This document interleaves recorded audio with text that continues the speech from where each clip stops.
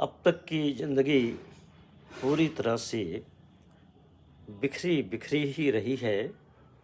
कुछ दोस्त आते हैं तो पूछते हैं, इतनी किताबें क्यों रखते हो? पढ़ते भी हो? जैसा कि मेरी जीवन संगिनी कहती हैं, किताबें सजा के रखते हो। अ, बहुत सारी किताबों को कभी खोला भी नहीं होगा। तो मुझे एक गज़ल की लाइन याद आती है कि ये इल्म का सौदा, ये रिसालें, ये किताबें एक शख्स की यादों को भुलाने के लिए है। और भी इसमें बहुत सारी चीज़ें हैं इस गज़ल में। जब मैं जबलपुर में आया था 1980-81 के दरमियान, तो उन दिनों ये गज़ल हम खूब सुना करते थे। ये इल्म का सौदा, ये रिसालें, ये किताबें एक शख्स की यादों को भुलाने के लिए है। अरमान मेरे यूँ तो ज़माने के लिए है। तो उसी तरह का कुछ सिलसिला है। बिखरा बिखरा ही रहा हूँ। और इस समय भी लखनऊ में जो मेरा छोटा सा आवास है, जो जबलपुर में उपजे एक आक्रोश का नतीजा है। जब मुझे जबलपुर में मकान खाली करने पर विवश होना पड़ा, तो हालांकि वो सामान तो अभी तक नहीं आया जो 10 अप्रैल तक जबलपुर में आना था हमारे मकान मालिक का। लेकिन इतनी विनम्रता पूर्वक आग्रह हुआ था। घर तो अपना नहीं था, लेकिन जहाँ भी रहा उसको अपना घर ही माना। तो बहुत सारी यादें हैं। तो हमारे जो गृह स्वामी थे, उन्होंने कहा था, शर्मा जी आज आपको थोड़ा सा भले ही बुरा लग रहा होगा कि बहुत कम समय मिला आपको घर खाली करने के लिए, लेकिन जब आप लखनऊ जाएंगे तो हमें याद करेंगे, क्योंकि आपका तब एक मकान बन चुका होगा। बात तो सही है ना। उस गुस्से में तो हम ज़रूर अपने प्यारे शहर को छोड़ आए। देह के स्तर पर, आत्मा और सांसों के स्तर पर तो मैं अभी भी उसी जबलपुर में घूमता रहता हूँ। तो यहाँ लखनऊ में एक वरिष्ठ अधिकारी रहे हैं ऑल इंडिया रेडियो में, आकाशवाणी में। तो एक दिन उन्होंने मुझसे पूछा, एक कार्यक्रम में टकरा गए, तो कहा कि आप 40 साल तक जबलपुर में रहे, क्यों छोड़ आए? तो मैंने कहा कि उसी तरह छोड़ आए जैसे आसिफ उद्दौला फैज़ाबाद को छोड़ आया। गुस्से में आया था फैज़ाबाद से लखनऊ, और यहाँ 1775 में इसे नवाबों की राजधानी बनाया। तो कुछ ऐसा ही वाक़या मेरे साथ भी हुआ है ना।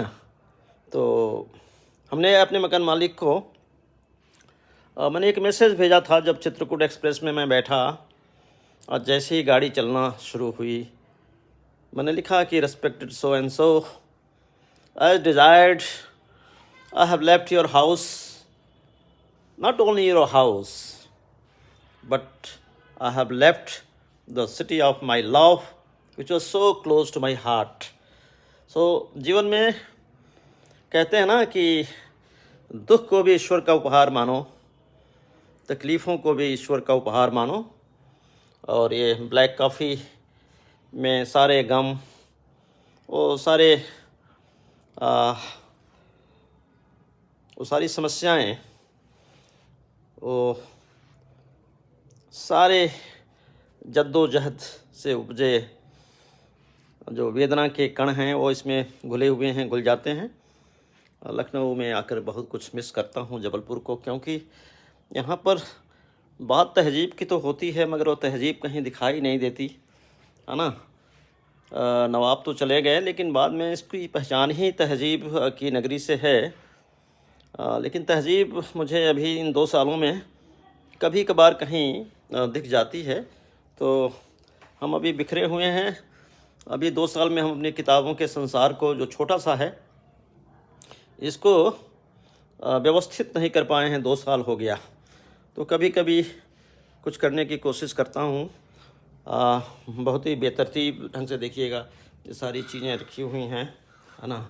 तो अब देखते हैं, यहाँ पे एक यूट्यूब चैनल भी हमने शुरू किया है, लाइफ विद लक्ष्मीकांत पर। अगर इस वीडियो को देख रहे हैं, आप सुन रहे हैं, तो सब्सक्राइब कर लीजिएगा, लाइफ विद लक्ष्मीकांत। कोई बहुत बड़े फॉलोअर्स मेरे नहीं हैं, कई लोगों के लाखों में हैं, करोड़ों में हैं। मेरे अभी 454 हैं, आप ही के साथियों के सहयोग से। तो देखिएगा, अपना ज़रा स्नेह दीजिएगा। संख्या जब बढ़ती है तो मनोबल भी बढ़ता है, खास करके ये जो यूट्यूब जर्नलिज्म की दुनिया में मेरे कंटेंट उस तरह के नहीं होंगे जो वायरल होने के लक्षण रखते हैं।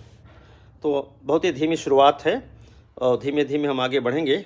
और लखनऊ की शाम अब धीरे धीरे निशा की ओर बढ़ रही है। उधर जबलपुर में भी कुछ ऐसा ही आलम होगा, ठीक है ना। तो आप खुश रहिए, ज़िंदगी को अगर बेतरतीब भी है तो व्यवस्थित भी करते रहिए, और अगर बिखरी भी है तो उसमें कोई दिक्कत नहीं है ना।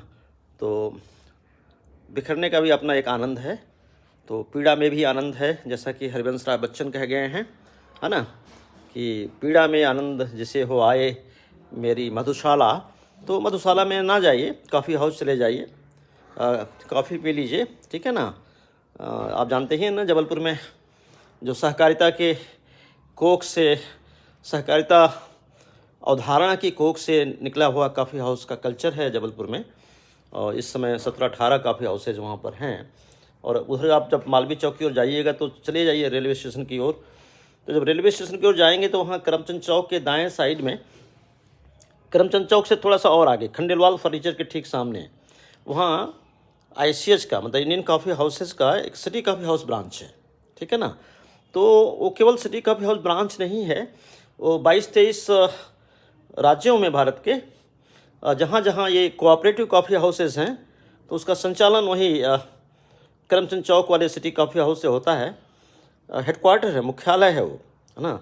उसके प्रेसिडेंट भी वहाँ बैठते हैं, तमाम ऑफिशियल्स बैठते हैं। और कभी ऊपर जाके उनका एक ऑफिस देखिएगा, बिल्कुल कोई कॉरपोरेट स्टैंडर्ड का है वो, ठीक है ना। वहाँ ओके राजगोपालन बैठते हैं जो उसके प्रेसिडेंट हैं, प्रकाशन बैठते हैं जो उसके सेक्रेटरी हैं। बड़ा लंबा मुकाम हासिल किया है, पूरी दुनिया में ऐसा नहीं होगा जो जबलपुर में है।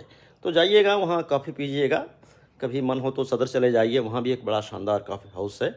और सुपर मार्केट में भी है ना। तो वो वेज भी है, पूरी तरह से वेज है, शाकाहारी है। बाकी कॉफ़ी हाउसेज में तो शाकाहारी भी है, मांसाहारी भी है, तमाम चीज़ें हैं। लेकिन सुपर मार्केट का कॉफ़ी हाउस है उधर 3 पत्ती में, मोटर स्टैंड पर ये कॉफ़ी हाउस है, वो भी पूरी तरह शाकाहारी है। और अभी अभी शहीद स्मारक में एक बड़ा शानदार कॉफ़ी हाउस खोला है ना। तो वो भी पूरी तरह से वेजिटेरियन है। तो ऐसे लोग जो केवल शाकाहारी आहार का सेवन करते हैं, वो इन कॉफ़ी हाउसेज में भी जा सकते हैं, कोई दिक्कत नहीं है।